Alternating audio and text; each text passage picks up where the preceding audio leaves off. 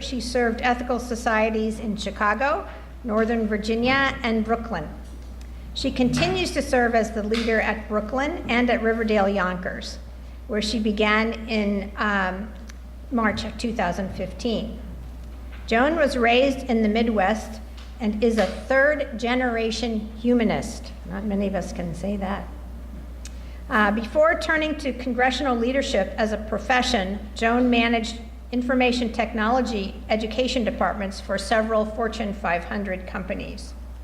Jone is also an ordained Unitarian Universalist minister and served a congregation in Southwest Michigan and the Church of the Larger Fellowship as their first cyber minister. Jone is a graduate of Meadville Lombard Theological School in Chicago and of the Humanist Institute, where she has served as a faculty member. She did her undergraduate work at the University of Chicago and has a BA from the Women in Management program at Mundelein College, the last private Catholic women's college in Illinois, founded by a justice-oriented women's religious order. See, I told you those nuns. Okay. Please welcome Jone Johnson Lewis, who will give us this morning's platform, Ethical Heroes, the Goldmark Sisters.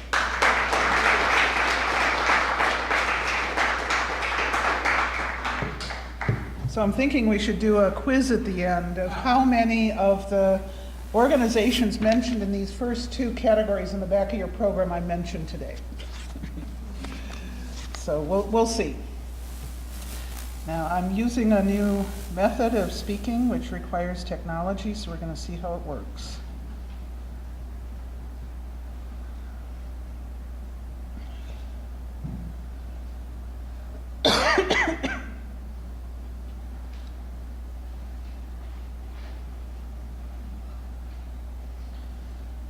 Okay, every year I aim to give one platform that's about a person in history who I believe is an ethical hero.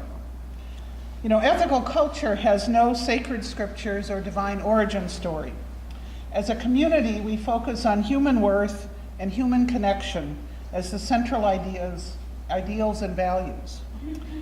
As the words above the room and downstairs here say, it is where people seek the highest that we find holy ground. Thus, the story of how some person seeks the highest, honoring human worth and human connection in some deep way, is the closest that we have to sacred story. We can learn from other lives how to work for social justice, how to nurture human relationships, and how to bring out our own best selves. So this year, in speaking to the two ethical societies that I serve, and now as a guest here, I chose to talk about not one person, but a group. 4 sisters that many of you have probably never heard of, unless you've been a student of progressive era history, or you've been around ethical culture a while, or you've heard of them from me because I'm a bit of a broken record on this whatever they are, the 4 women. You know, there's a systematic way that certain people are more hidden from history than others. For most of American history, the story is about named white men and unnamed people of color, unnamed women. And so we have now Black History Month and Native American History Month and Women's History Month to try to tell more of the story. But we don't have to wait for those months to do it. So today, 4 sisters. Each of them achieved a bit of notice in her lifetime and beyond, but all of them, their contributions didn't really rise to the level of being included in most history books, except as passing mentions or mistakes. And I'm going to talk about one rather humorous mistake a bit later.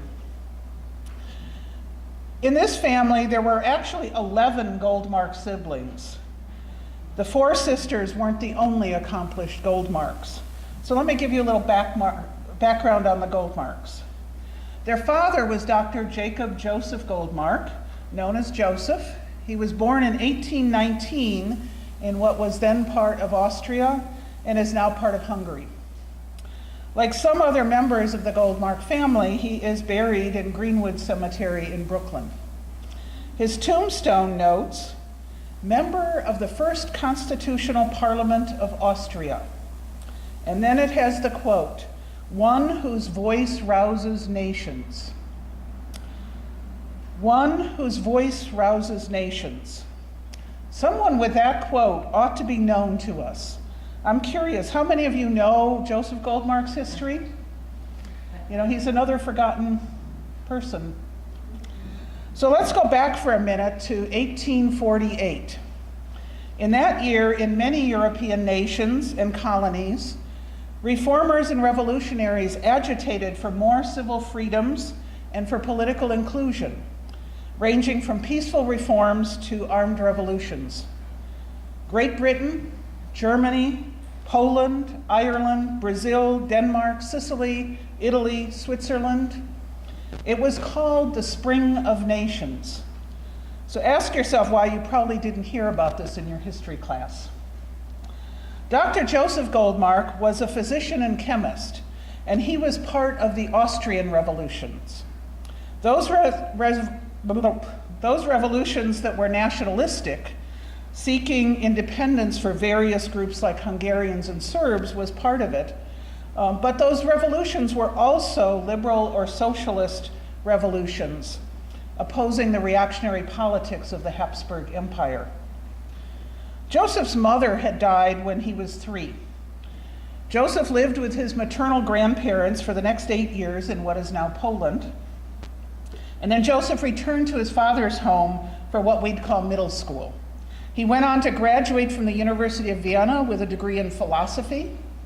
He then graduated from medical school specializing in obstetrics. And then he went on to teach chemistry and did research at the Polytechnic Institute of Austria. In 1847, he presented a research paper on his invention with another man of a method to produce red phosphorus, a substance essential to making matches and also used in percussion caps in rifles. And then Joseph became involved in the 1848 revolution. For Joseph Goldmark, this was a fight for the freedom and rights of Jews, as well as a general fight for justice. And he wasn't just another fighter in that revolution. Joseph and his best friend, Adolf, and I'm probably going to murder his last name, Fischoff, gave speeches in March of 1848, which are credited with beginning the Austrian Revolution. After Joseph gave that speech, he headed the student committee. He headed a student committee and then an organized military group of revolutionary students. And Joseph ended up with a seat in the new People's Parliament of Austria. And then the revolution was squelched quickly. The parliament was dissolved.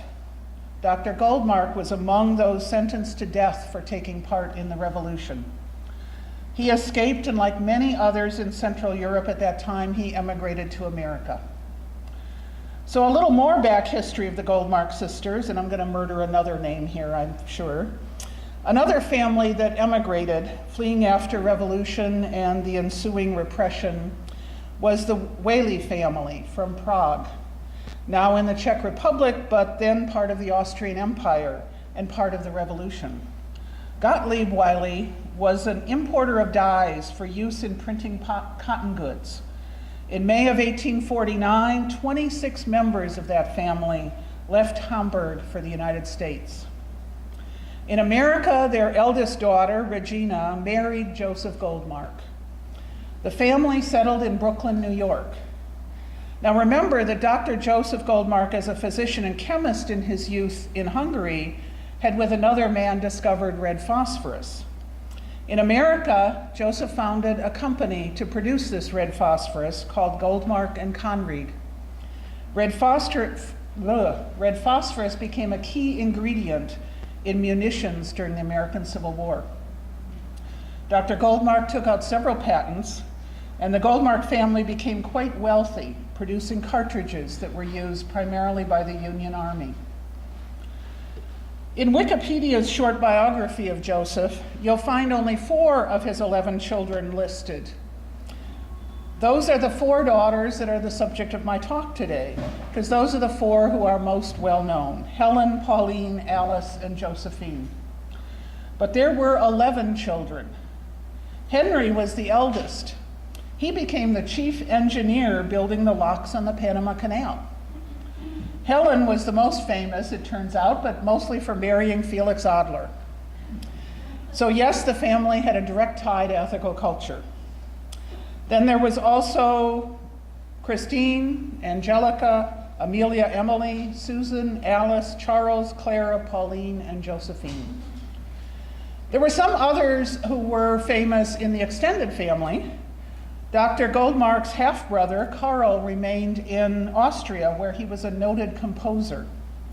Another of the Goldmark sisters, not the four I'm talking about today, actually translated his writings into English. And a nephew of Karl and Joseph, so therefore a cousin of the four sisters I'm talking about, was Reuben Goldmark. Born in New York City, known in his time as a composer, and now mostly known as the music composition teacher who taught both Aaron Copland and George Gershwin. Another cousin, an engineer, was instrumental in developing the long-playing record and color television. Quite a family. So here we are after some context to the Goldmark sisters, because I think that context matters. These were women who were born to some advantage, with family wealth that helped them to be able to become educated. Sisters from a family that continued to value social justice. In America, Joseph and Regina Goldmark were among those more rationalistic Jews of the time who did not join a synagogue. Instead, they joined the more radical of two Unitarian churches then in Brooklyn, the Second Unitarian Church then in Cobble Hill. They joined more for the activism and the ideals than for the religion. They were drawn by Reverend Chadwick's ideas, and he supported both abolitionism and Darwin's discoveries. The children of the Goldmark family attended the Sunday school there at Second Unitarian, and then some of the older ones became involved in what was called the Brooklyn Ethical Association, founded in the 1880s, died out in the late 1890s. But that met in the afternoons at the Unitarian Church. And they had been inspired in founding that by the New York Society for Ethical Culture in Manhattan. And just a personal note of connection, the last minister of Second Unitarian in Brooklyn, who was there until 1924, was Charles H. Little, whose widow was a member of my internship committee in the early 1990s. And the Unitarian Church in Chicago that I belonged to in my 20s and 30s was where Felix Adler spoke when recruiting people to start the first ethical society in Chicago. So lots of interconnections. The two oldest Goldmark sisters, Helen and Christine, were friends in their Sunday school days with Mary White Ovington, who became a settlement house worker and organizer and was one of the key leaders in the early years of the NAACP, and was a trusted friend and colleague for many years of W.E.B. Du Bois. Ovington and the Goldmarks remained lifelong friends. It may well be through Helen Goldmark's long friendship with Mary White Ovington that her husband, Felix Adler, became friends with W.E.B. Du Bois. Often, Felix, with his wife, was a dinner guest at the Du Bois home, and vice versa. Adler and Du Bois together conceived of the first Universal Races Congress, which met in 1911 in London. Their friendship is the subject of a creative film currently in development sponsored by the American Ethical Union, and they're going to be doing some filming in this building in August on that film. So of the four sisters that I'm going to talk about today, Helen Goldmark was the eldest. When it came time for Helen to go to college, she took the entrance exam for Harvard University, despite Harvard's exclusion of women as students, and she scored among the highest scores. Helen, who was also known as Nell or Nellie, attended with her sister Christine a lecture at Second Unitarian by the young Felix Adler in 1879, and then went up to him afterwards and introduced herself. They were married in May of the following year, in a Jewish ceremony, it turns out. Joseph Goldmark died in 1881, soon after Helen's marriage, and Felix took on a father figure role with the younger siblings. Helen Adler worked in support of her husband's work here at the New York Society for Ethical Culture. She also raised their 5 children. She did believe that raising children was a woman's most important work. And because she believed that, she also believed that such work should be informed by research and study. So in 1888, she and 5 other women at this society formed the Society for the Study of Child Nature. This became later the Child Study Association. And what the Child Study Association chapters, as they developed, did was they used study groups to look at education, at money, at sex education, at health, and at the issues faced by working mothers. Many of the early groups met in churches, settlement houses, and housing developments, and were meant to help mothers learn how best to raise their children.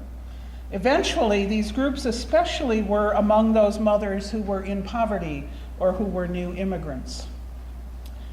Helen also wrote articles for The Standard, which was then the Ethical Culture Movement's magazine, and she volunteered with the new Visiting Nurses Service, an organization strongly supported by Felix Adler and involving another member of the Ethical Society, Lillian Wald.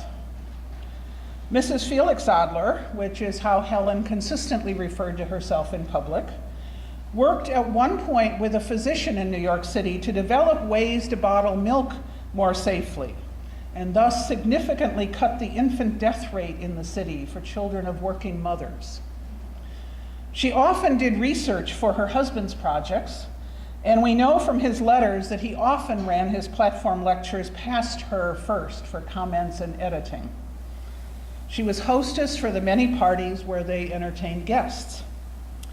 Now, although to the embarrassment of many of us in the ethical movement, Felix Adler adamantly opposed women's suffrage, Mrs. Adler supported women getting the vote. And she had many friends who were leaders in that suffrage movement. Mrs. Adler was part of the women's group at the New York Society that at least twice had Susan B. Anthony here to speak. When Felix Adler spoke against women's suffrage at Carnegie Hall, in a speech documented in the New York Times the next day, Helen Adler sat with her women's suffrage friends in the front row. Often unacknowledged in our ethical culture history is the fact that the wealth Helen inherited certainly helped Felix Adler, whose family was comfortable but not so wealthy, to have the comfort and ease to do much of the work he did in ethical culture and as a professor. In 1931, when Anna Garland Spencer died, she was the first woman leader in this movement. When Anna Garland Spencer died, it was Mrs. Felix Adler, not Felix, who was given the honor of delivering her funeral address. After Felix's death in 1933, Helen, by then living right around the corner from the Fieldston School in Riverdale, became involved with the Arts High School there and produced sketches, pottery, and textile designs. Barbara Michaels, a few of you may know who she is.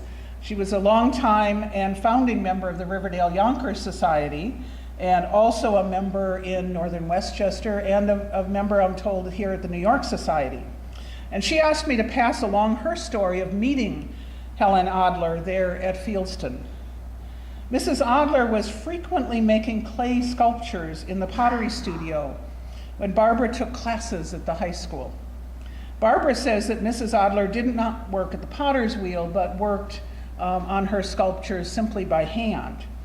And Barbara remembers her as a frail, somewhat fragile, pleasant, cheerful, and quiet woman.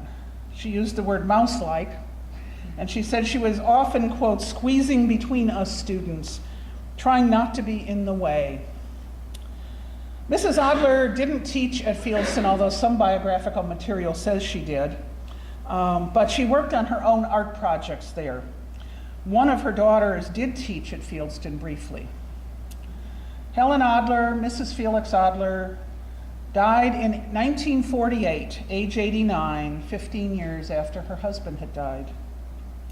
Now, Helen Goldmark's sister Alice was younger by 7 years, and there were several children born in between. Another connection of the Goldmark family that's now important to mention, the Goldmark sisters' mother, Regina, was a cousin of Louis Brandeis's mother. So the Goldmark sisters were second cousins of Louis Brandeis. They had known each other from childhood, though the Brandeis family lived in Kentucky. At a family gathering after the death of Louis's brother, Louis and Alice connected and began a romance. They married in 1891 at the Goldmark home. Felix Adler performed the ceremony. Alice also supported her husband through his career. Her health was often frail, and she was known by friends for frugally managing the family's finances. They lived in Boston, with eventually a summer home in Dedham. Brandeis, you may know, was a leading figure in the progressive movement. A lawyer, he used his profession for social change and reform.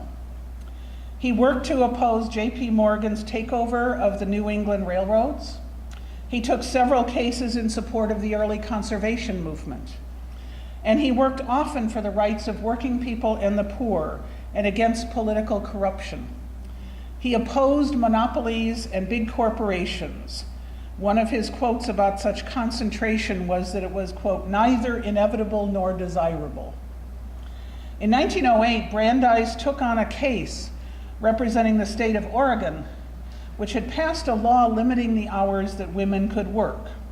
This was a protection law that challenged the prevailing legal attitude that states could not interfere in what was seen as the freedom of corporations and employers to contract with employees and establish whatever working conditions the employers wanted. And I'm going to come back to that case in a little bit.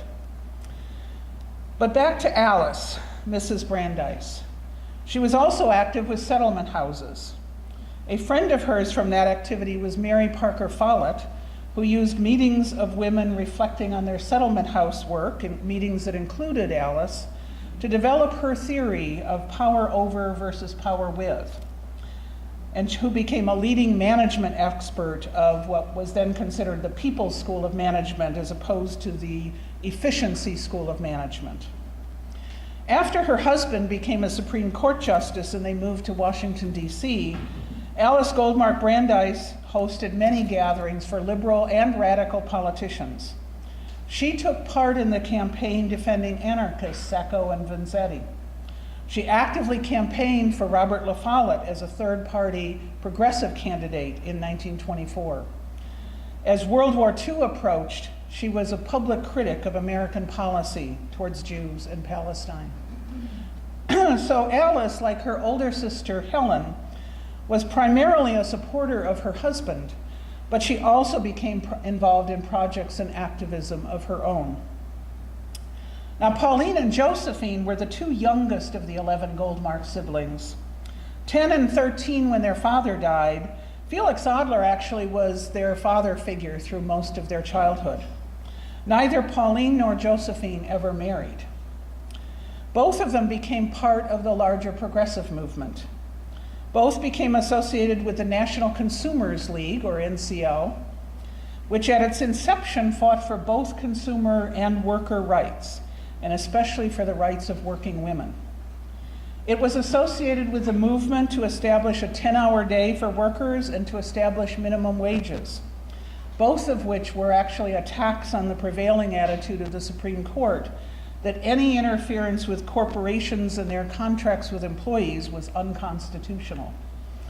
The League worked for regulation of child labor as well, and Felix Adler, who was Helen's husband, served as the first president of the National Child Labor Committee, which was also supported by the National Consumers League. You know, the strategy of the time to get progressive legislation around work passed, and especially to get a shorter workday and minimum wage in the face of court oppression, was to begin to work for those reforms for children and women first. One strategy of the National Consumers League that both of these sisters worked on was to convince middle-class women consumers to only purchase items produced with fair working conditions.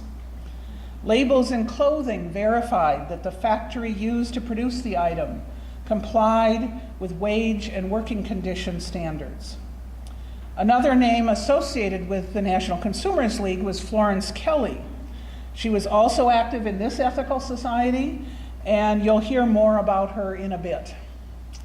Both Josephine and Pauline had been advocating for worker safety and a shorter workday when they learned through the National Consumers League of that case I mentioned earlier. Oregon had established a 10-hour workday for women, and the corporations took it to court. Corporations sued to prevent the law going into effect. The case was on its way to the Supreme Court as Muller versus Oregon. Josephine and Pauline convinced their brother-in-law, Louis Brandeis, to take the case. And then Louis asked the two of them to do research for him. The work that they did created part of that legal brief, which many now know in legal history as the Brandeis brief. Although Lewis wrote 3 pages of legal citations defending the Oregon law, and the Goldmark sisters wrote over 100 pages of citations to research and data about the effect of long working hours on women and especially on mothers.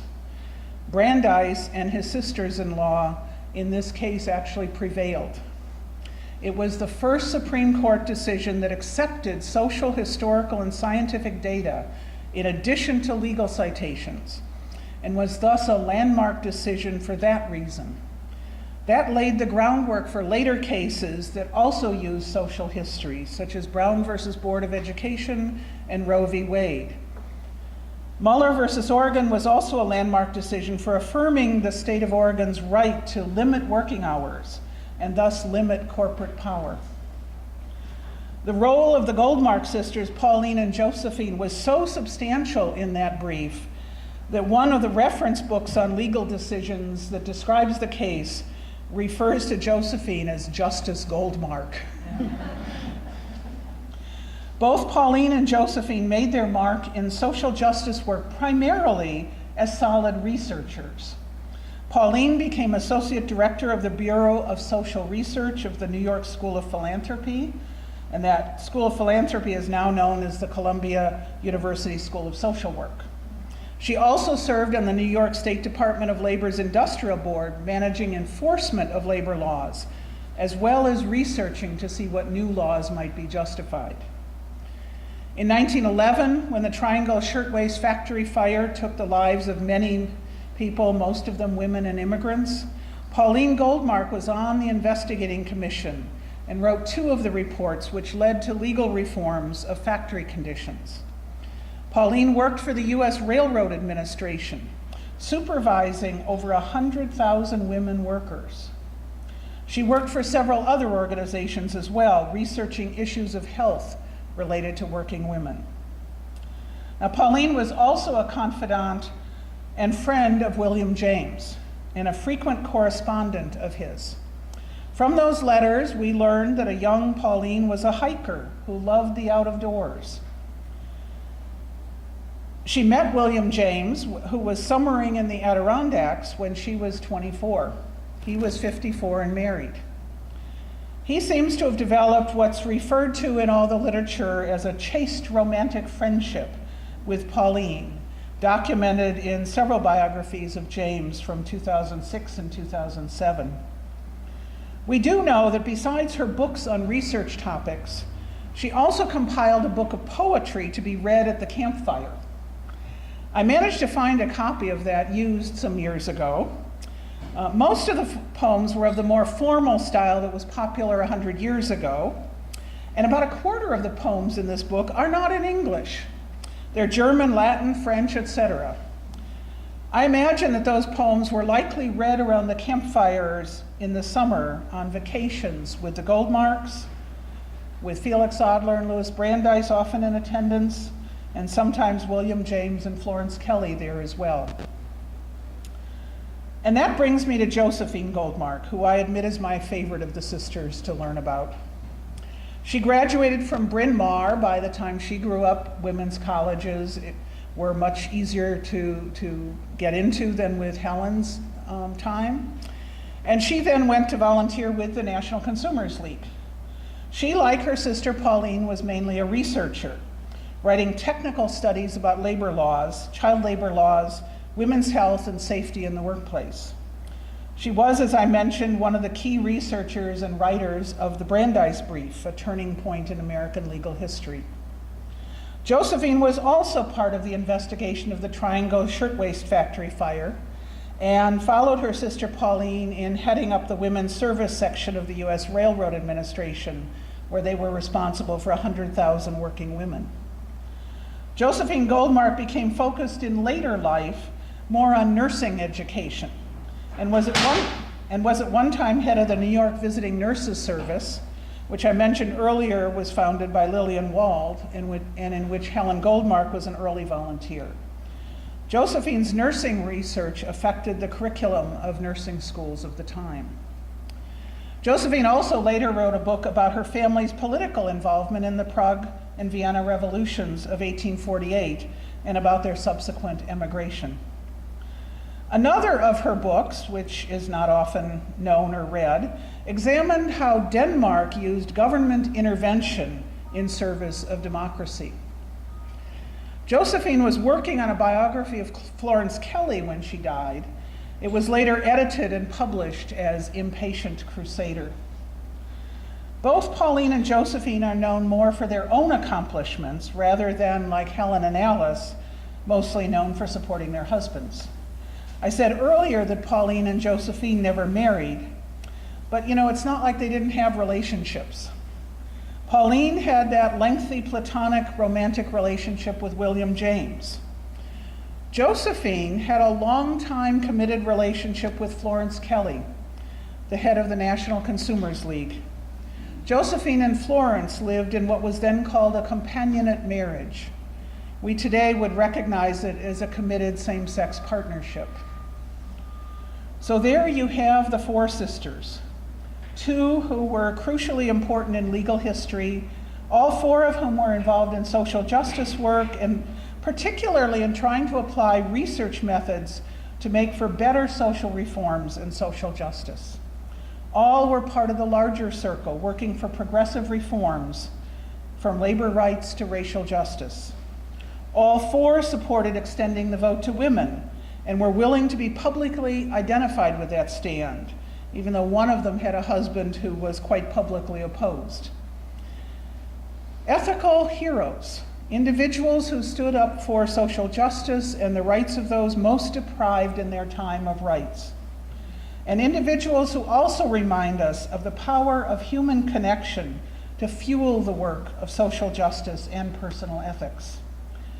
Their sisterhood helped empower them, and their family history and relationships and friendships connected them to struggles beyond their own, reminding us of how interconnected all these struggles were. They were women of their time, struggling for human dignity for all in the ways that they had access to struggle in. They were also women who understood the value of bread and roses in the lives of women and in the lives of others. They changed history, even if we don't know the ways that they did it. And they led good and full personal lives as well. They leveraged the advantages that they had in life to make life better for others as well. Definitely the kind of seeking the highest that can serve as a model for those of us who also won't be stars and celebrities in the history books of the future, but can make a big difference with the volunteer and paid work that we do in our lives. So I'm going to close with two quotes from that friend of Alice Goldmark Brandeis I mentioned earlier, Mary Parker Follett. No individual can change the disorder and iniquity of this world. No chaotic mass of men and women can do it. Conscious group creation is to be the social and political force of the future. And she also wrote, to free the energies of the human spirit is the high potentiality of all human association. Thank you.